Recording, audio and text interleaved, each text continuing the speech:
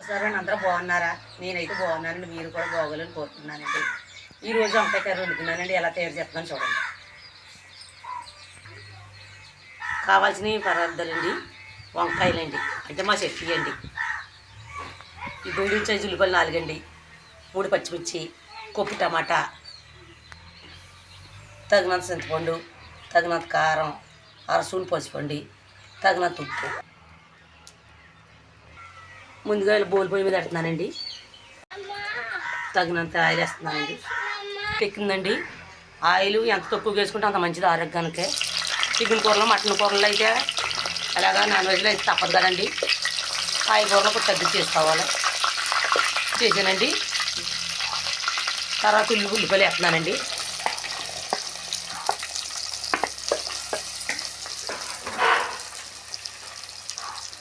కొద్దిగా ఉప్పు వేస్తున్నానండి, మగ్గు తీయని బాగానే. మా వైన్ తిప్పుకుందంటే 2 నిమిషాలు మూతేస్తున్నానండి. కప్పు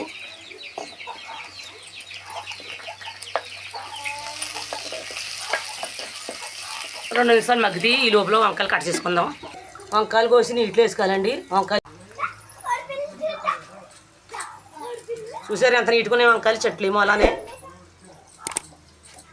కూర కూడా అంత టేస్ట్గా ఉంటుంది. పిండైన కాయలు కదా.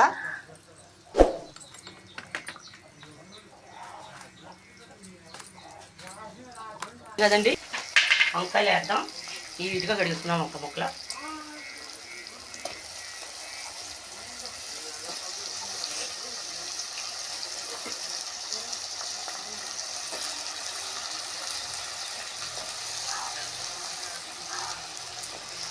టమాటా వంకాయ చాలా బాగుంటుందండి. 2 కలిపి వండుకుంటేని.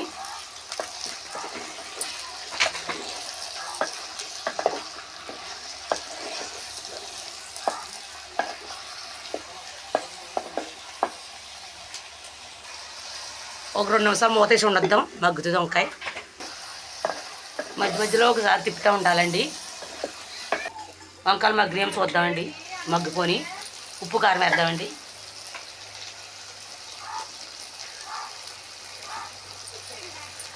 మూడు స్పూన్లు కారం వేస్తున్నానండి. మీకు తగినంత మీరు వేసుకోవచ్చు.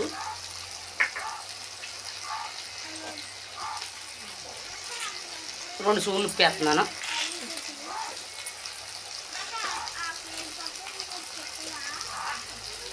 అర స్పూన్ పసుపు వేసాను.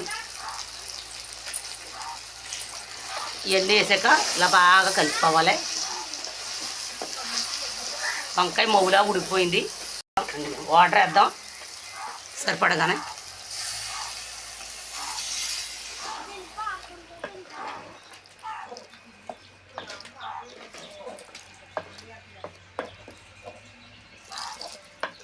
ఒక 5 నిమిషాలు మూతేసి ఉంచుదాం, ఉడికిపోద్ది. ఈ లోపల చింతపండు రెడీ చేసుకుందాం. చూద్దామండి, తిరగబడింది. ఈసారి పీసుకేసుకున్న చింతపండు పులుసు వద్దామండి.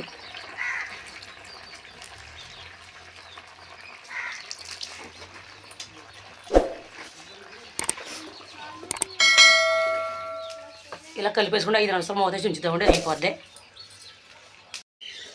అయిపోయింది, దించేద్దాం. పులుసు ఎగిరైతే దగ్గర పడిపోవాలండి.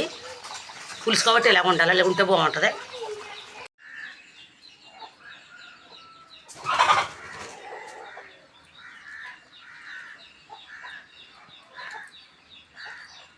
వంకాయ టమాటా చాలా బాగుంటుందండి. మీరు కూడా ట్రై చేసుకోవచ్చు. ఈ వీడియోగా నచ్చినట్టుంటే లైక్ కొట్టండి, అలాగే సపోర్ట్ చేయండి. 2 నిమిషాలు మాత్రం మర్చిపోకండి.